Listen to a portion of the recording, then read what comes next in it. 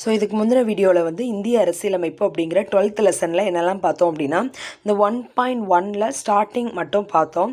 So அதில் மதசார்பு அரசுனா என்னது, இந்திய அரசாங்க உருவாக்கம் வந்து அரசியலமைப்பு உருவாக்கத்தில் இதெல்லாம் வந்து இம்பார்ட்டன்ஸ் கொடுத்தாங்க அப்படிங்கிற வரையும் பார்த்துட்டோம். இப்போது என்னென்ன மெத்தட்ஸை மற்ற நாட்டில் யூஸ் பண்ணுறாங்க, அதுலேருந்து நம்ம என்னெல்லாம் எடுத்துக்கிட்டோம் அப்படிங்கிற மாதிரி பொது வாக்கெடுப்பு அப்படிங்கிற கான்செப்ட் வந்து கொடுத்துருக்காங்க. சட்டமன்றங்களில் மக்கள் பிரதிநிதிகளால் விவாதிக்கப்பட்டு நிறைவேற்றப்படுவதற்கு மாறாக ஒன்று அல்லது பல கேள்விகள் தொகுப்பின் மீது வாக்காளர்களின் ஒப்புதல் பெற நேரடி வாக்கெடுப்பு நடத்துவது பொது வாக்கெடுப்பு ஆகும். அதாவது இது வந்து கம்மியான மக்கள் இருந்தாங்க அப்படிங்கிற பட்சத்தில் சுவிட்சர்லாந்தில் யூஸ் பண்ணுற மாதிரி சட்டமன்றங்களில் மக்கள் பிரதிநிதிகளால் விவாதிக்கப்பட்டு நிறைவேற்றப்படுவதற்கு மாறாக பல கேள்விகள் தொகுப்பின் மீது வாக்காளர்களின் ஒப்புதல் பெற நேரடி வாக்கெடுப்பு நடத்துவாங்க. ஸோ அதை தான் பொது வாக்கெடுப்பு அப்படின்னு சொல்லி சொல்கிறோம். ஸோ பொது வாக்கெடுப்பு முறை ஒரு சட்டப்பூர்வ ஏற்பாடாகும். தனிநபருக்கும் பொதுமக்களுக்கும் அளிக்கும் அங்கீகாரமாகவும் ஒப்புதலாகவும் பார்க்கப்படுகிறது. ஸோ இது வந்து பொது வாக்கெடுப்பு அப்படின்னா என்ன சொல்லியிருக்காங்கன்னா, சட்டமன்றங்களில் மக்கள் பிரதிநிதிகள் விவாதித்து நிறைவேற்றுறதுக்காண்டி இப்போ வந்து நம்ம வந்து அதை தான் ஃபாலோ பண்ணிகிட்ருக்கோம் இல்லையா. நம்மளோட எம்பிஸாக இருக்கலாம், எம்எல்ஏஸாக இருக்கலாம், அவங்க தான் முடிவெடுத்து அவங்க தான் எல்லாமே பண்ணுறாங்க. ஸோ அப்படி இல்லாமல் அதற்கு மாறாக ஒன்று அல்லது பல கேள்விகள் தொகுப்பின் மீது வாக்காளர்களின் ஒப்புதல் பெற நேரடி வாக்கெடுப்பு நடத்துவது. ஸோ என்ன பண்ணுவாங்க, மக்கள்கிட்ட ஸ்ட்ரெயிட்டாக என்ன பண்ணுவாங்க, நம்மளோட கைரேகை வச்சு நம்ம ஓட்டு போடுற மாதிரி, ஃபோன் மூலமாக ஓட்டு போடுற மாதிரி, அந்த மாதிரி ஏதாவது ஒரு டிஃப்ரெண்ட்டாக பண்ணிட்டு ஸோ பல கேள்விகள் தொகுப்பின் மீது வாக்காளர்களோட ஒப்புதல் பெறக்கு நேரடி வாக்கெடுப்பு வந்து நடத்துவாங்க. ஸோ அதை தான் நம்ம வந்து பொது வாக்கெடுப்பு அப்படின்னு சொல்கிறோம். பொது வாக்கெடுப்பு முறை ஒரு சட்டப்பூர்வ ஏற்பாடாகும். தனிநபருக்கும் பொதுமக்களுக்கும் அளிக்கும் அங்கீகாரமாகவும் ஒப்புதலாகவும் பார்க்கப்படுகிறது. ஸோ பொது வாக்கெடுப்பு முறை அப்படிங்கிறது ஒரு சட்டப்பூர்வ ஏற்பாடு அப்படிங்கிறது தான். ஸோ இது வந்து தனிநபருக்கும் பொதுமக்களுக்கும் அளிக்கக்கூடிய அங்கீகாரமாகவும் ஒப்புதலாகவும் பார்க்கப்படுகிறது. இந்திய அரசியலமைப்பு திருத்தங்களில் ஒன்றுக்கு கூட இதுவரை பொது வாக்கெடுப்பு விடப்பட்டதில்லை. இந்திய மக்களாட்சி முறையில் இது ஒரு பின்னடைவாகும். இதன் பொருத்தப்பாட்டினை அறிய சுவிட்சர்லாந்து நாட்டின் பொது வாக்கெடுப்பு முறையை அறிந்து கொள்வது பயனுள்ளதாக அமையும். ஸோ இந்திய அரசியலமைப்பு திருத்தம் பண்ணுறோம், நாங்கள் வந்து மும்மொழி கொள்கையை அரேஞ்ச் பண்ணுறோம்ப்பா, ஸோ இதை வந்து நாங்கள் திருத்தமாக ஆட் ஆன் பண்ண போகிறோம் அப்படின்னு ஒரு திருத்தம் பண்ணுறாங்கன்னு வச்சுக்கோங்களேன். ஸோ இது வந்து பொது வாக்கெடுப்புக்கு விட்டாங்க அப்படின்னா இந்திய மக்கள் எல்லாரும் என்ன பண்ணுவாங்க, சதர்ன் பீப்புள் ஃபுல்லாக அப்போஸ் பண்ணுவாங்க. ஸோ அதுக்காண்டி அவங்க வந்து என்ன பண்ணுறது கிடையாது, பொது வாக்கெடுப்புக்கு விடுறதே கிடையாது. இது வந்து இந்திய மக்களாட்சி முறையில் ஒரு பின்னடைவாக இருக்குது. இதன் பொருத்தப்பாட்டினை அறிய சுவிட்சர்லாந்து நாட்டின் பொது வாக்கெடுப்பு முறையினை அறிந்து கொள்வது பயனுள்ளதாக அமையும். சுவிட்சர்லாந்து நாட்டில் பார்த்தோம்னா என்னதான் அதிகமான பீப்புள் இருந்தாலும் நம்ம அளவுக்கு அதிகம் கிடையாது. ஆனால் அவங்க வந்து அங்கே என்ன பண்ணிகிட்டு இருக்காங்க, இந்த பொது வாக்கெடுப்பு முறையை தான் அப்ளை பண்ணிகிட்டு இருக்காங்க. அதை நம்ம வந்து தெரிஞ்சுக்கிறது பெஸ்ட்டாக இருக்கும் அப்படின்னு சொல்லியிருக்காங்க. ஸோ இந்த பொது வாக்கெடுப்பு முறையில் என்ன சொல்லியிருக்காங்க, சட்டமன்றங்களில் மக்கள் பிரதிநிதிகள் விவாதித்து ஓட்டு போடுறது தான் அப்படின்னு கிடையாது. பல கேள்விகளோட தொகுப்பின் மீது வாக்காளர்களின் ஒப்புதல் பெற நேரடி வாக்கெடுப்பு நடத்துகிறது தான் பொது வாக்கெடுப்பு அப்படின்னு சொல்லிட்டாங்க. ஸோ இந்த அரசியலமைப்பு திருத்தங்களில், இந்திய அரசியலமைப்பு திருத்தங்களில் இதுவரையும் ஒன்றுக்கு கூட அவங்க பொது வாக்கெடுப்புக்கு விட்டதே கிடையாதுப்பா. ஸோ இந்திய மக்களாட்சி முறையில் இது ஒரு பெரிய பின்னடைவு. இதன் பொருத்தப்பாட்டினை அறிய சுவிட்சர்லாந்து நாட்டின் பொது வாக்கெடுப்பு முறையை அறிஞ்சிக்கிட்டோம் அப்படின்னா அது வந்து ரொம்ப ரொம்ப யூஸ்ஃபுல்லாக இருக்கும் அப்படின்னு சொல்லிட்டாங்க. ஓர் அரசியலமைப்பின் அம்சங்கள். ஒரு சிறந்த அரசியலமைப்பு என்பது சட்டத்தின் அனைத்து பிரிவுகளின் எதிர்பார்ப்புகளுக்கும் இடமளிப்பதாக இருக்க வேண்டும். ஸோ ஒரு பெஸ்ட் அரசியலமைப்பு அப்படின்னா எப்படி இருக்குமா, சமூகத்தோட அனைத்து பிரிவுகளின் எதிர்பார்ப்புகளுக்கும், அனைத்து பிரிவுகள்னால் ஆண்கள் இருப்பாங்க, பெண்கள் இருப்பாங்க, ஏஜ் வைஸ் பார்த்தோன்னா முதியவர்கள் இருப்பாங்க, நடுத்தர மக்கள் இருப்பாங்க, குழந்தைகள் இருப்பாங்க. அதே இது பணக்காரங்க ஏழைகள்னு பார்த்தோன்னா வசதி படைத்தவங்க இருப்பாங்க, வசதி இல்லாதவங்க இருப்பாங்க, படித்தவங்க இருப்பாங்க, படிக்காதவங்க இருப்பாங்க. இந்த மாதிரி அனைத்து பிரிவுகளோட எதிர்பார்ப்புகளுக்கும் இடமளிப்பதாக எப்படி இருக்கணும், சிறந்த அரசியலமைப்பாக இருக்கணும். அப்போ தான் அதை வந்து நம்ம சிறந்த அரசியலமைப்புனே சொல்ல முடியும்.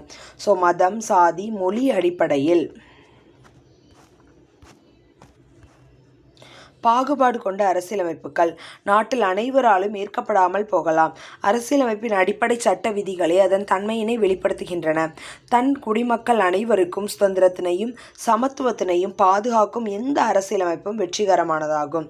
ஸோ என்ன சொல்லிட்டாங்க, ஸோ சாதி மத இன மொழி அடிப்படையில் அரசியலமைப்பில் வந்து நாட்டில் அனைவராலும் ஏற்கப்படாமல் இருக்கலாம், ஏன்னா நிறைய பாகுபாடு இருக்குது அப்படின்னு சொல்லிட்டு. ஸோ அரசியலமைப்பின் அடிப்படை சட்ட விதிகள் அதன் தன்மையை வந்து வெளிப்படுத்தக்கூடியதாக இருக்குது. தன் குடிமக்கள் அனைவருக்குமே சுதந்திரத்தையும் சமத்துவத்தையும் பாதுகாக்கக்கூடிய எந்த அரசியலமைப்பும் வெற்றிகரமானதாக இருக்கும் அப்படின்னு சொல்லிட்டாங்க.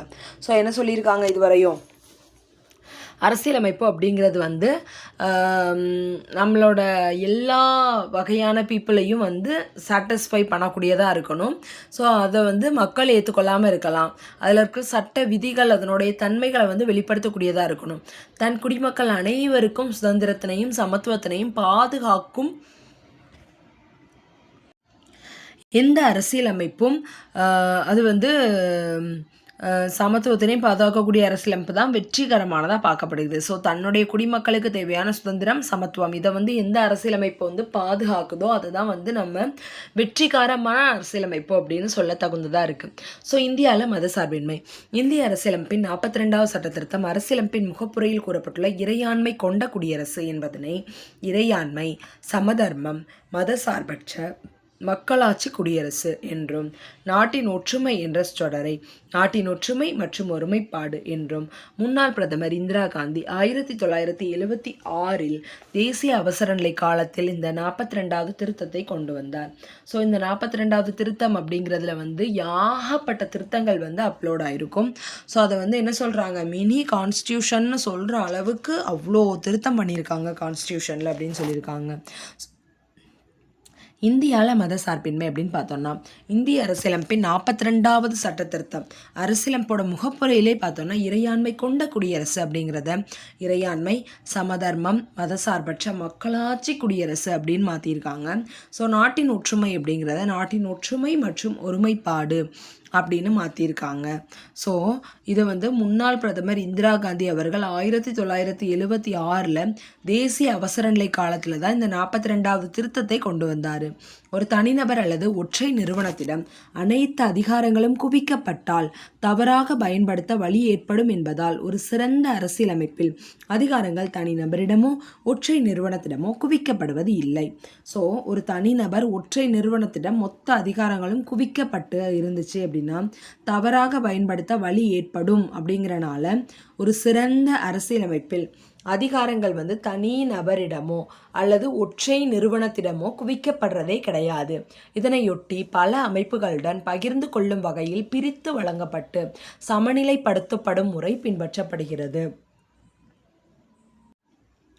ஸோ இதனால் என்ன சொல்லியிருக்காங்க, நம்மளுடைய அரசியலமைப்பில் அதிகாரம் அப்படிங்கிறது வந்து தனி நபரிடமோ ஒற்றை நிறுவனத்திடமோ குவிக்கப்படுறதே கிடையாது. பல அமைப்புகளுடன் பகிர்ந்து கொள்ளும் வகையில் பிரித்து வழங்கப்பட்டு சமநிலைப்படுத்தப்படும் முறை தான் பின்பற்றப்பட்டு வருது அப்படின்னு சொல்லிட்டாங்க. இந்திய அரசியலமைப்பு அதிகாரங்களை சட்டமன்றம், நிர்வாகம், நீதித்துறை போன்ற நிறுவனங்களிடையே கிடைமட்டமாக பகிர்ந்து வழங்குகிறது.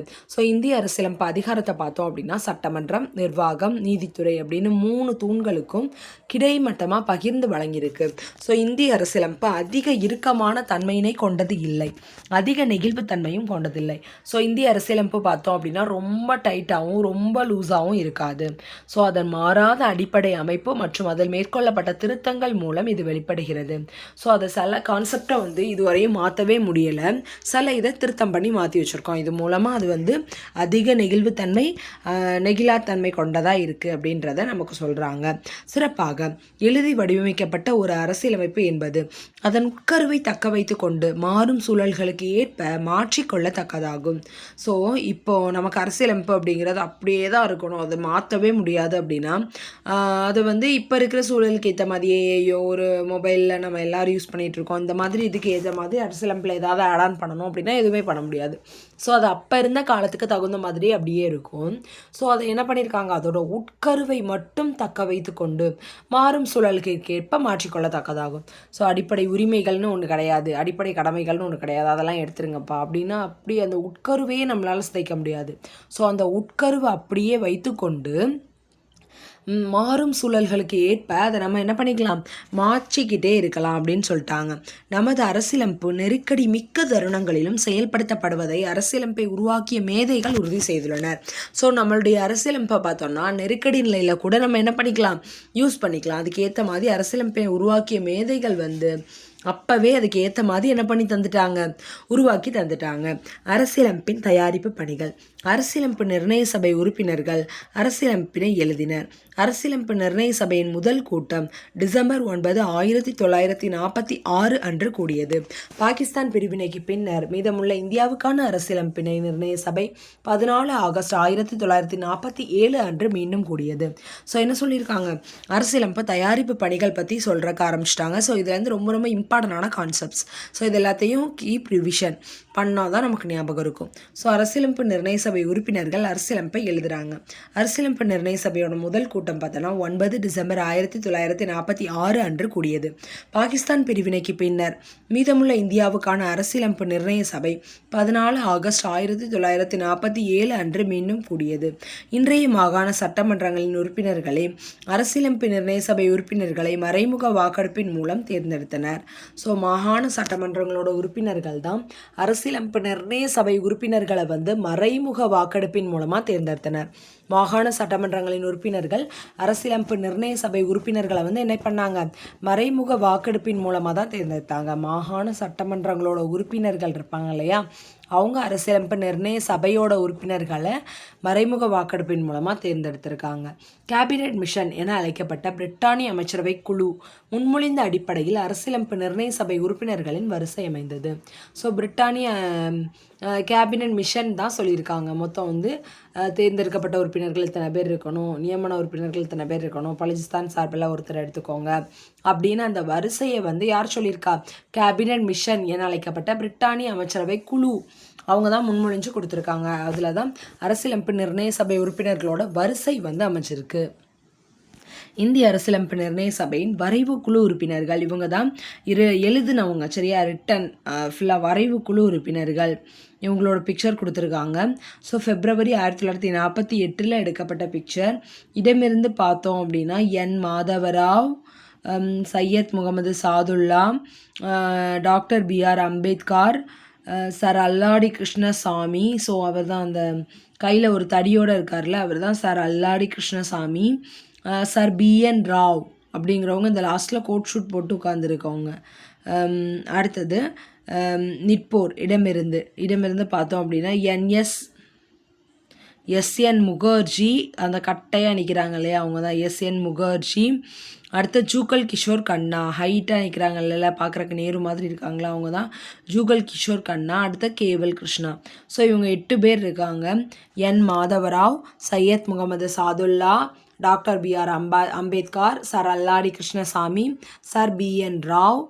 நிற்கிறவங்க பார்த்தோன்னா SN முகர்ஜி, ஜூகல் கிஷோர் கண்ணா, கேவல் கிருஷ்ணா அப்படின்னு 8 பேர் இருக்காங்க. ஸோ இது 7+1 மொத்தமாக 8 பேர் அப்படிங்கிறது நமக்கு தெரியும். அன்றைய மாகாணங்கள் சுதேச அரசுகள் அல்லது அரசுகளின் குழுக்கள் இருந்து அதன் மக்கள் தொகைக்கு ஏற்றபடி 10 லட்சத்துக்கு ஒருவர் என்னும் விகிதத்தில் உறுப்பினர்கள் ஒதுக்கீடு செய்யப்பட்டனர். ஸோ அப்போ இருந்த மக்கள் தொகை அடிப்படையில் தான் உறுப்பினருக்கு ஒதுக்கீடு செய்யப்பட்டிருக்கு. ஸோ 10 லட்சம் பீப்புளுக்கு ஒரு மெம்பர் அப்படிங்கிற பட்சத்தில் உறுப்பினர்களை என்ன பண்ணாங்க, தேர்ந்தெடுக்க கொடுத்தாங்க. மாகாணங்கள்லேருந்து 292 மாகாண பிரதிநிதிகள்,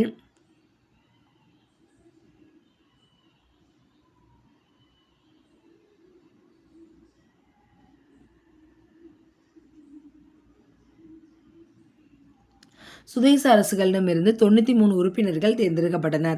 ஒவ்வொரு மாகாணத்திற்கும் இந்து, முஸ்லிம், சீக்கியர் ஆகிய சமுதாயங்களின் மக்கள் விகிதத்திற்கு ஏற்ப ஒதுக்கப்பட்டிருந்தது. ஸோ எல்லாருக்குமே சீட் கரெக்டாக அந்தந்த இடத்துக்கு ஏற்ற மாதிரி இது பண்ணியிருக்காங்க. இந்த உறுப்பினர்கள் அந்தந்த மாகாணத்திற்கு மாற்றத்தக்க வாக்கு ஒதுக்கப்பட்ட எண்ணிக்கையின்படி ஒற்றை மாற்று வாக்கு அடிப்படையிலான விகிதாச்சார பிரதிநிதித்துவ முறையில் தேர்ந்தெடுக்கப்பட்டனர். சுதேச அரசுகள் தங்கள் பகுதியிலிருந்து உறுப்பினர்களை மக்கள் தொகை விகிதத்துக்கு ஏற்ப தாங்களே தேர்வு செய்து கொள்ளும் முறையினை உருவாக்க அனுமதிக்கப்பட்டது அப்படின்னு சொல்லிட்டாங்க. ஸோ என்ன சொல்லியிருக்காங்க, அரசியலமைப்பு நிர்ணய சபை உருவாக்கம் அப்படிங்கிறத அடுத்ததாக பார்க்கலாம். ஸோ இதில் நம்ம எதுலேருந்து பார்த்தோம் அப்படின்னா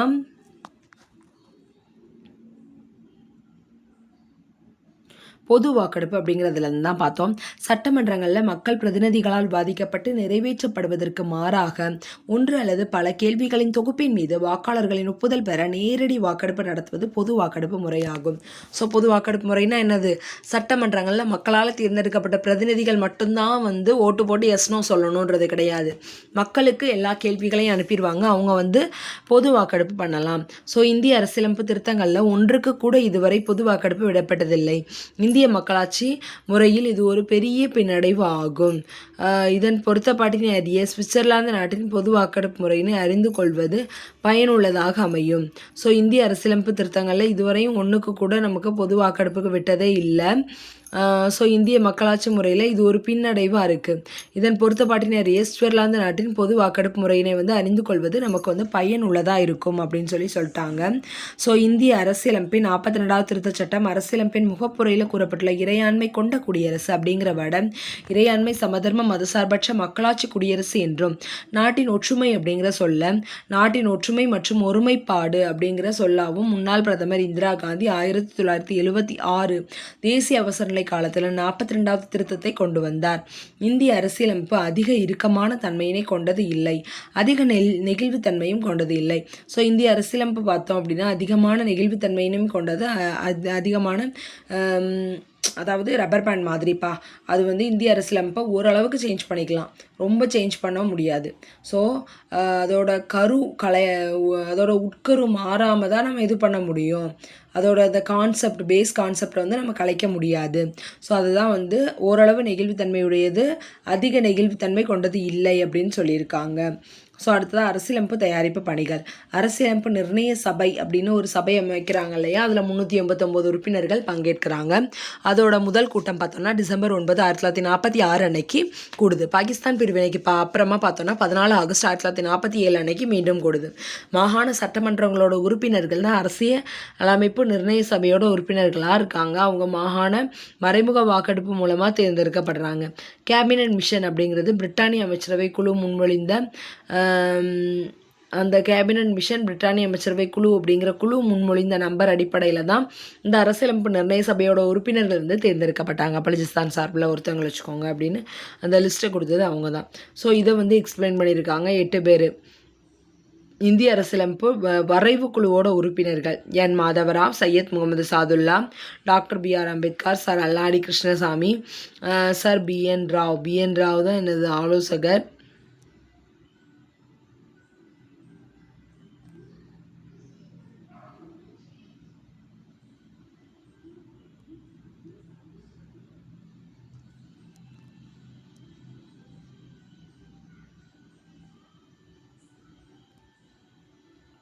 ஸோ அது போக மக்கள் தொகைக்கு ஏற்றபடி 10 லட்சத்துக்கு ஒருவர் அப்படிங்கிற விகிதத்தில் உறுப்பினர்கள் வந்து ஒதுக்கீடு செய்யப்பட்டிருக்காங்க. மாகாணத்துலேருந்து 292 உறுப்பினர்கள் வந்து அந்தந்த மாகாணத்துக்கு ஏற்ற மாதிரி சுதேச அரசுகளிடமிருந்து 93 உறுப்பினர்கள் தேர்ந்தெடுக்கப்பட்டிருக்காங்க அப்படின்னு சொல்லியிருக்காங்க.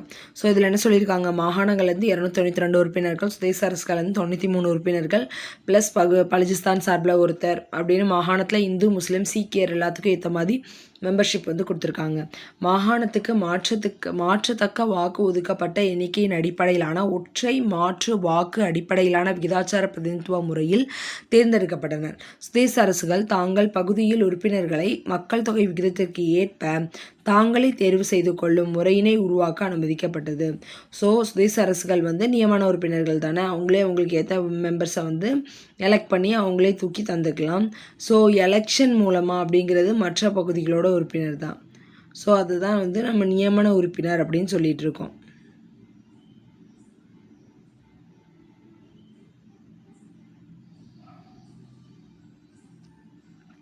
ஸோ இதில் கொடுத்துருக்காங்க இல்லையா, சுதேச அரசுகள்னு 93 உறுப்பினர்கள். இந்த உறுப்பினர்கள் வந்து நியமன உறுப்பினர்கள். அவங்க வந்து சும்மா ஜஸ்ட் அப்பாயிண்ட் பண்ணப்பட்டாங்க. ஆனால் மக்களால் தேர்ந்தெடுக்கப்பட்ட உறுப்பினர்கள் வந்து 292 உறுப்பினர்கள். அவங்க வந்து மக்கள் தொகைக்கு ஏற்றபடி 10 லட்சத்துக்கு ஒருவர் அப்படிங்கிற விகிதத்தில் இந்து, முஸ்லீம், சீக்கிய கேட்டகரி படி மாகாணங்களில் இருந்து 292 உறுப்பினர்களுமே தேர்ந்தெடுக்கப்பட்டாங்க அப்படின்னு சொல்லி இதோட முடிச்சிட்டாங்க. ஸோ இதில் வந்து நம்ம ஞாபகம் வைக்க வேண்டியது இந்த 42வது அரசியலமைப்பு சட்ட திருத்தம். இது வந்து 1976 நாட்டின் ஒற்றுமை அப்படிங்கிற வார்டை நாட்டின் ஒற்றுமை மற்றும் ஒருமைப்பாடு அப்படின்னும், இறையாண்மை, சமதர்ம, மதசார்பற்ற மக்களாட்சி குடியரசுன்னு மாற்றி கொடுத்துருக்காங்க அப்படிங்கிற அந்த ஒரு பாயிண்ட்டை மட்டும் ரொம்ப நல்லா ஞாபகம் வச்சுக்கணும். தேங்க்யூ.